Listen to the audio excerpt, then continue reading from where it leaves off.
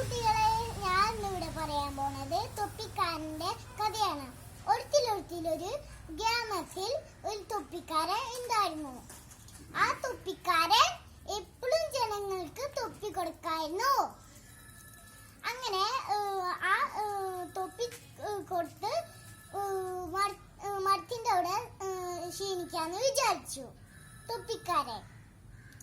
അങ്ങനെ മരത്തിന്റെ അവിടെ ക്ഷീണിച്ച് ഉറങ്ങിപ്പോയി ആ തൊപ്പിക്കാരൻ.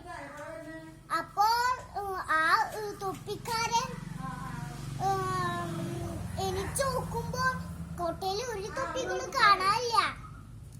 അപ്പൊ എല്ലായിടത്തും നോക്കിയപ്പോൾ തൊപ്പിക്കാരൻ കണ്ടില്ല. അപ്പൊ മരത്തിൽ നോക്കിയപ്പോൾ കുറെ കുരങ്ങന്മാരുകൾ തൊപ്പിയെടുത്ത് നിൽക്കുന്നു.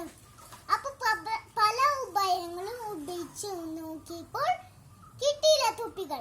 കുരങ്ങന്മാരത് ആ തൊപ്പികൾ തന്നില്ല.